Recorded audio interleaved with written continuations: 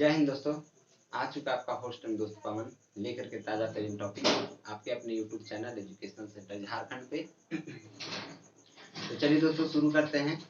English का class है अभी, आप लोग इंग्लिश का क्लास कीजिए। हम लोगों ने पिछले क्लास में पास्ट परफेक्ट टेंस के बारे में समझा था ना। पास्ट परफेक्ट टेंस होता क्या है, पास्ट परफेक्ट टेंस के बनाने के नियम क्या होते हैं और पास्ट परफेक्ट टेंस में अनुवाद का नियम क्या होता है ना। तो चलिए दोस्तों, आज जो है हम लोगों का टॉपिक है पास्ट परफेक्ट कंटिन्यूअस टेंस। क्या टॉपिक है? Past perfect continuous tense. Past perfect continuous tense, ठीक है। इसके बारे में आज हम लोग जानेंगे। एक सेकेंड, मैं इसको पोलियो का ड्रॉप पिला लेता हूँ। ये इसके लिए पोलियो का ही ड्रॉप है कहा जाए तो। आप लोग को भी चाहिए क्या? 2 बूंद जिंदगी के लिए चाहिए तो बोलिए।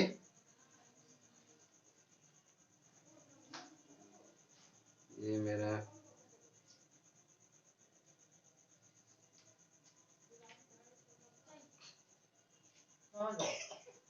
पी लिया जूस ये। अब हम लोग आगे पढ़ाई करेंगे। तो हम लोगों ने क्या डील किया? पास्ट परफेक्ट कंटिन्यूअस टेंस, यानी पास्ट परफेक्ट कंटिन्यूअस टेंस क्या होता है इसके बारे में जानेंगे।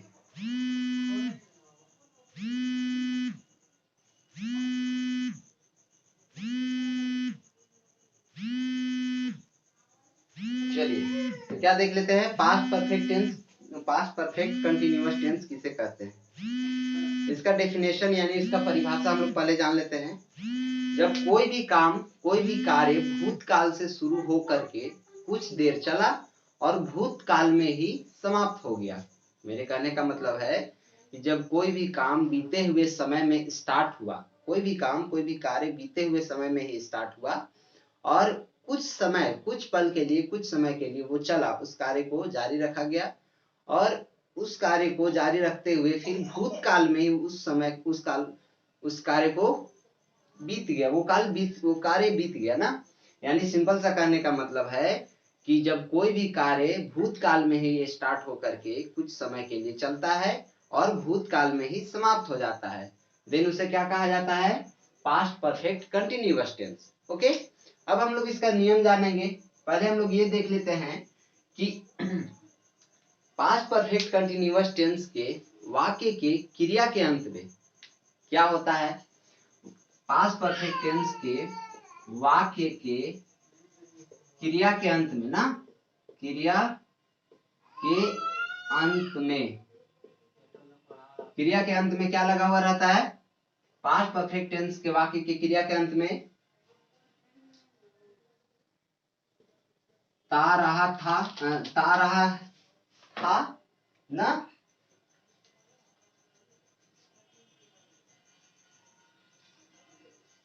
क्या हो जाएगा? ता आ रहा था, ती आ रही थी,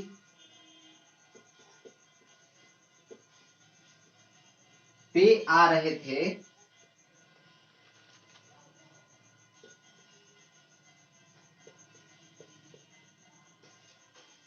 इत्यादि। अगर इसके वाक्य की क्रिया के अंत में या कोई भी वाक्य की क्रिया के अंत में इस तरह का ता आ रहा था, ती आ रही थी, ते आ रहे थे लगा रहे, तो उसे हम लोग पास्ट परफेक्ट कंटिन्यूअस टेंस का वाक्य कहेंगे। क्या कहेंगे? पास्ट परफेक्ट कंटिन्यूअस टेंस का वाक्य कहेंगे। ओके, अब हम लोग क्या करते हैं? इसके बनाने का नियम जान जाते हैं, यानी मेकिंग रूल। किसका? अफर्मेटिव सेंटेंस का। किसका?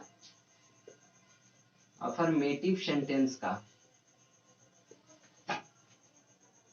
यानी स्वीकारात्मक वाक्य। क्या होता है? अफर्मेटिव सेंटेंस में स्वीकारात्मक वाक्य। इसके बनाने का नियम, यानी इसके बारे में हम लोग अब देख लेंगे क्या होता है। तो इसके बनाने का नियम इस तरह से होता है कुछ, जैसे subject plus auxiliary verb auxiliary verb mean सहायक क्रिया। एक्सुलरी वर्ब में क्या हो जाएगा, मेरा हो जाएगा हैड। ओके, उसके बाद फिर किसका प्रयोग होगा, बीन का। फिर वर्ब का चौथा रूप, यानी वर्ब का चौथा रूप, उसमें क्रिया के अंत में क्या लगता था, आईएनजी लगता था। उसके बाद फिर हो जाएगा मेरा ऑब्जेक्टिव वर्ड, ठीक है। उसके बाद सिंस, इसका सिंस या फोर का प्रयोग ना। उसके बाद लास्ट में टाइम, क्या हो जाएगा, टाइम। ये नियम हो गया मेरा, किसका नियम हो गया, तो past perfect tense, past perfect continuous tense के अफर्मेटिव सेंटेंस का ना। अब हम लोग देख लेंगे इसके बनाने का नियम, तो हम लोगों ने देख लिया। इसमें एक चीज और, जैसे जितना भी सब्जेक्ट है, जैसे आई, वी, यू, दे ना, ही, सी, इट या एनी नेम, जितने सारे सब्जेक्ट हैं, इन सारे सब्जेक्ट के साथ हैड बीन का ही प्रयोग होता है। किसका प्रयोग होता है, हैड बीन का ही प्रयोग होता है ना, ये चीज ध्यान रखना है। ओके, तो हम लोग क्या करते हैं, एक वाक्य लिख करके, यानी अफर्मेटिव सेंटेंस का एक वाक्य लिखते हैं। उसके बाद हम लोग जानते हैं किस तरह से बनाना है। चलिए देख लेते हैं कैसे। वह विद्यालय, हाँ एक चीज और छूट रहा है क्या, सॉरी। सिंस और फोर का प्रयोग मैंने बताया था आप लोगों को पिछले क्लास में, सिंस और फोर का प्रयोग कहाँ पे होता है। तो देखिए, सिंस का प्रयोग स्थाई ना, स्थाई समय के लिए होता है। स्थाई समय जैसे सोमवार से, क्या हो जाएगा, सोमवार से, जैसे 2 बजे से ना। ये मेरा क्या हो गया, एक तरह से स्थाई समय हो गया। मतलब कहने का मतलब है सोमवार, यानी हम लोग जान रहे हैं कि सोमवार एकदम फैक्ट है, यानी सोमवार से ये काम हो रहा है। ओके, यानी ये स्थाई हो गया। 2 बजे से, यानी 2 बजे जो है उस समय से जो काम चालू है, जारी है, वो हम लोग जान रहे हैं कि 2 बजे से। लेकिन फोर का प्रयोग ऐसे जगह पे होता है जहां अस्थाई समय हो। क्या हो जाएगा, अस्थाई समय। अस्थाई मतलब स्थाई समय या अस्थाई कुछ भी हो सकता है। जैसे 2 वर्षों से, यानी 2 वर्ष तो कभी भी हो सकता है, हम कभी भी मान सकते हैं ना। यहाँ पे क्या हो जाएगा, 2 घंटों से, 2 घंटा कभी भी हो सकता है, इत्यादि। इस तरह का जो है, तो अगर मेरे पास वर्ड यानी शब्द आए, इस तरह का अस्थाई शब्द आए, अस्थाई समय हो, तो उसमें किसका प्रयोग करते हैं, फोर का प्रयोग करते हैं। ओके, अब हम लोग आगे देखेंगे कि इसका सेंटेंस लिख करके देखते हैं, यानी वाक्य लिख करके, और इसको ट्रांसलेट किस तरह से करना है वो चीज मैं आप लोग को बताता हूँ। ओके, चलिए, तो मैं लिखता हूँ इस तरह से, जैसे मैं 2 वर्षों से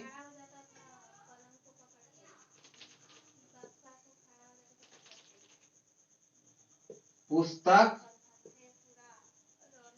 पढ़ता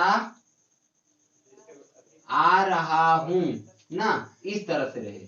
ओके, क्या रहे, मैं 2 वर्षों से पुस्तक पढ़ता आ रहा हूं। जैसे 1 सेकेंड, आ रहा हूं हो गया, सॉरी, यहाँ पे आ रहा हूं नहीं होगा, आ रहा था। ओके, इस तरह से, क्योंकि पास्ट में है ना, बीता हुआ भूतकाल में है। तो क्या हो जाएगा, मैं 2 वर्षों से पुस्तक पढ़ता आ रहा था। देन हम लोगों को क्या पहले यूज करना है, सब्जेक्ट का। सब्जेक्ट इसमें क्या है, मैं, यानी आई हो गया। उसके बाद मेरा एक्सुलरी वर्ब में क्या प्रयोग करना है, हैड। देन क्या हो जाएगा, आई हैड। उसके बाद बीन का प्रयोग, आई हैड बीन ना। उसके बाद वर्ब का चौथा रूप, वर्ब इसमें क्या है, पढ़ता आना। क्या हो जाएगा, पढ़ता आ रहा था ना। देन क्या हो जाएगा, पढ़ना वर्ब हो गया। तो क्या हो जाएगा, रीड में आईएनजी लगा देंगे, क्या हो जाएगा, रीडिंग। क्या हो गया, रीडिंग, यानी I had been reading. Verb तक हम लोग काम कर लिए, यानी क्रिया तक। उसके बाद फिर क्या हो जाएगा, ऑब्जेक्टिव वर्ड क्या है, पुस्तक। क्या है, पुस्तक। देन क्या हो जाएगा, बुक, रीडिंग बुक ना। अब हम लोग देखेंगे सिंस और फोर का प्रयोग। सिंस और फोर का प्रयोग मैंने बता दिया आप लोग को। अस्थाई समय के लिए, अस्थाई समय के लिए क्या होता है, सिंस का प्रयोग होता है, और अस्थाई समय के लिए फोर का प्रयोग होता है। दिन क्या हो जाएगा, 2 वर्ष, 2 वर्षों से, यानी 2 वर्ष तो कभी भी हो सकता है। देन हम लोग किसका प्रयोग करेंगे, फोर का प्रयोग करेंगे, क्योंकि अस्थाई समय है।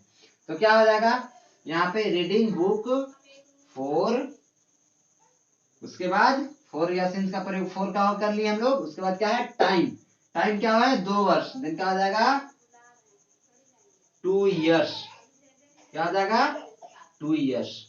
ओके, तो देख लिए दोस्तों हम लोगों ने अफर्मेटिव सेंटेंस का बनाने का नियम, उसके बाद सिंस और फोर का प्रयोग, उसके बाद हम लोगों ने देख लिया ट्रांसलेट करके यानी अनुवाद करके कि ये किस तरह से होता है। ओके, हम लोगों ने ये सारा चीज देख लिया, सारा चीज पढ़ लिया। अब हम लोग देखेंगे इसी के आगे नेगेटिव सेंटेंस के बारे में, यानी नकारात्मक वाक्य के बारे में। ओके, हम लोगों ने अफर्मेटिव सेंटेंस का सारा नियम पढ़ लिया। उम्मीद है आप लोगों को कहीं प्रॉब्लम ना हो ना पढ़ने में, समझने में, एक्सरसाइज बनाने में।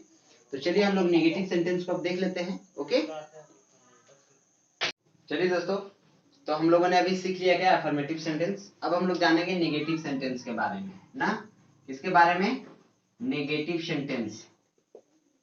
नेगेटिव सेंटेंस यानी नकारात्मक वाक्य।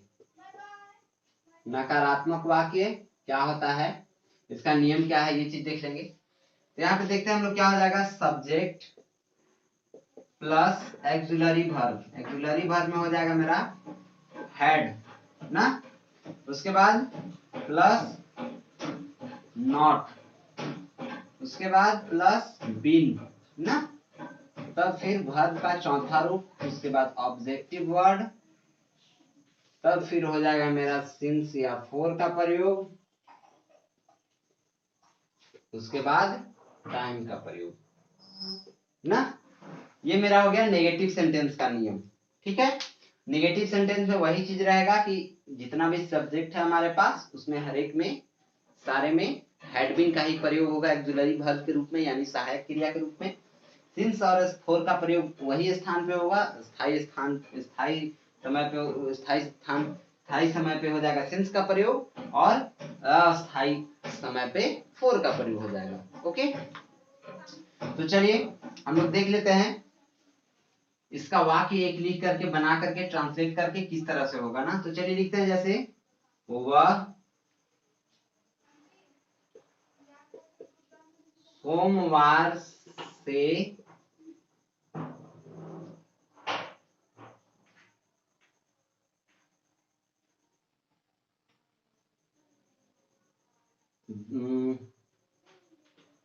सोमवार से क्या लिखते हैं, सोमवार से पढ़ाई नहीं करता आ रहा था ना। ठीक है, तो चलिए अब हम लोग देखते हैं, ये मेरा क्या है, एक नेगेटिव सेंटेंस है यानी नकारात्मक वाक्य है। इसका बनाने का नियम ये है, और बनाने के नियम पे ही ये मेरा ट्रांसलेट करने का यानी अनुवाद करने का नियम वही है, उसी पे हम लोग बनाएंगे। कैसे बनेगा, तो वह मेरा क्या हो गया, सब्जेक्ट हो गया। सब्जेक्ट वह हो गया, तो वह का इंग्लिश क्या होता है, ही। ठीक है, उसके बाद एक्सुलरी वर्ब, एक्सुलरी वर्ब में हैड का प्रयोग करना है, तो क्या हो जाएगा, ही हैड, HAD हैड। उसके बाद नॉट यानी नहीं, नॉट का, नहीं का प्रयोग करना है, यानी क्या हो जाएगा, ही हैड नॉट। उसके बाद बीन का प्रयोग, ही हैड नॉट बीन ना। उसके बाद वर्ब का चौथा रूप क्या हो जाएगा, वर्ब का चौथा रूप यानी मुख्य क्रिया में ING लगेगा। तो पढ़ाई करना क्या हो गया मेरा, वर्ब हो गया यानी क्रिया हो गया। तो पढ़ाई का क्या होता है, रीड, क्या होता है, रीड। इसमें ING लगा देंगे तो क्या हो जाएगा, रीडिंग। ठीक है, ये मेरा हो गया। अब हम लोग देख लेते हैं, वर्ब का प्रयोग हो गया। अब उसके बाद ऑब्जेक्टिव वर्ड, ऑब्जेक्टिव वर्ड क्या है, इसमें कहीं तो है नहीं, नहीं है ना। देन क्या करेंगे हम लोग, सिंस और फोर का डायरेक्टली प्रयोग करेंगे। तो सिंस और फोर का प्रयोग कहाँ पे होता है, देखिए सिंस का प्रयोग स्थायी समय के लिए, सोमवार है, दिन क्या आ जाएगा, सोमवार। तो सोमवार जो है एक स्थायी समय हो गया, यानी सोमवार से ही है, हम जान रहे हैं कि सोमवार से ही है, सोमवार से ही काम स्टार्ट हुआ है, चल रहा है, ठीक है, सोमवार उसी समय में फिर आगे बीत जाएगा, ठीक है। तो क्या हो जाएगा, सोमवार से है, देन क्या हो जाएगा, सिंस, सिंस, उसके बाद टाइम का प्रयोग, टाइम कब, सोमवार, सिंस संडे, क्या हो गया, संडे, ये मेरा हो गया अनुवाद यानी ट्रांसलेट। देख लीजिए आप लोग किस तरह से हुआ, he had not been reading since Sunday, यानी वह सोमवार से पढ़ाई नहीं करता आ रहा था। ये मेरा क्या हो गया, नेगेटिव सेंटेंस यानी नकारात्मक वाक्य के बारे में। अब हम लोग जानेंगे इंट्रोगेटिव सेंटेंस यानी प्रश्नवाचक वाक्य, उसका नियम क्या है। तो प्रश्नवाचक वाक्य में भी सिंपल नियम है, इसी तरह से यहाँ पे हम लोग क्या कर देंगे, इंट्रोगेटिव सेंटेंस कर देंगे, क्या आ जाएगा मेरा, इंट्रोगेटिव,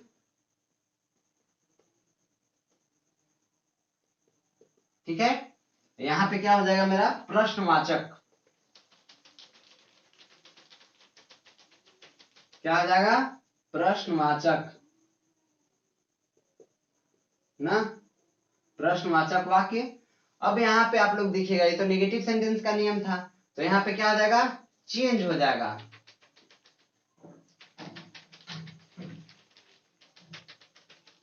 किस तरह से चेंज हो जाएगा, देख लीजिए, इसमें इस प्रकार से कुछ चेंज होगा कि जैसे पहले एक्सुलरी वर्ब, यानी एक्सुलरी वर्ब में मेरा क्या होता है, हैड, हैड का प्रयोग होगा, उसके बाद फिर किसका प्रयोग होगा, सब्जेक्ट, किसका, सब्जेक्ट, उसके बाद बीन, उसके बाद वर्ब, उसके बाद ऑब्जेक्टिव वर्ड, फिर सिंस या फॉर, और उसके बाद टाइम, ठीक है। ये मेरा किसका हो गया, इंट्रोगेटिव सेंटेंस का हो गया।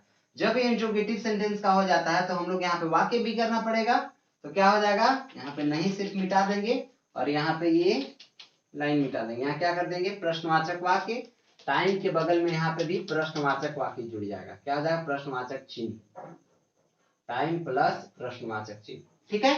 अब हम लोग देख लेंगे, जैसे यहाँ पे क्या कर देंगे, क्या, सिर्फ क्या लगा देंगे, तो ये एक इंट्रोगेटिव सेंटेंस हो गया, यानी क्या वह सोमवार से पढ़ाई करता आ रहा था, ठीक है, क्या हो गया, इंट्रोगेटिव सेंटेंस हो गया। तो हम लोग इसको उसी तरह से बना देंगे, इस तरह से हो जाएगा, जैसे देखिए क्या करेंगे, इसको उसी तरह से बनाएंगे, इंट्रोगेटिव सेंटेंस का नियम जिस तरह से उस तरह से बनाएंगे, तो क्या हो जाएगा, पहले एक्सुलरी वर्ब का प्रयोग कर रहे हैं, तो दिन क्या हो जाएगा, हैड ना, क्या हो जाएगा, हैड, उसके बाद सब्जेक्ट, सब्जेक्ट क्या है, वह, देन हैड ही ना, उसके बाद बीन, बीन, उसके बाद वर्ब का चौथा रूप यानी वर्ब, वर्ब क्या है, पढ़ाई करना, ये पढ़ाई करना पूरा वर्ब हो गया, तो पढ़ाई करना यानी रीड, और मुख्य क्रिया में क्या लगाते हैं, आईएनजी, क्या हो गया, रीडिंग, उसके बाद क्या है मेरा, ऑब्जेक्टिव वर्ड, ऑब्जेक्टिव वर्ड तो कहीं है नहीं इसमें, इसलिए हम लोग ऑब्जेक्टिव वर्ड का यहाँ पे इंग्लिश भी कुछ नहीं होगा।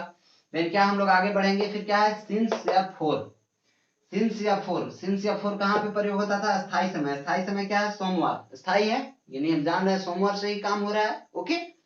तो क्या करेंगे, इसमें हम लोग सिंस का प्रयोग करेंगे, सिंस हो गया, उसके बाद टाइम, टाइम मेरा क्या है, सोमवार, सिंस संडे ना, उसके बाद प्रश्नवाचक चिन्ह। समझ गए दोस्तों, किस तरह से हो गया मेरा इंट्रोगेटिव सेंटेंस का वाक्य, इसको किस तरह से मैंने ट्रांसलेट किया आप लोग के साथ मिल करके, ये सारा चीज आप लोगों ने देखा। थोड़ा सा अगर वीडियो फास्ट अगर जो हम बोल दिए हो कुछ, तो आप लोग थोड़ा स्लो करके भी देख सकते हैं, क्योंकि थोड़ा आदत है फास्ट बोलने का, आप धीरे धीरे प्रयास कर रहे हैं कि स्लो हो जाए ना, और वीडियो भी ज्यादा लंबा हो जाता है थोड़ा, इसलिए थोड़ा सा फास्ट बोलने का आदत है पहले से ही, बट अब स्लो होगा, ओके। तो चलिए, समझने में कहीं दिक्कत ना हो, चाहे फास्ट हो चाहे स्लो, उससे कोई मतलब नहीं बनता है, समझ में आना चाहिए अच्छे तरीका से, बस यही मिशन है, एम्बिशन यही है, ओके।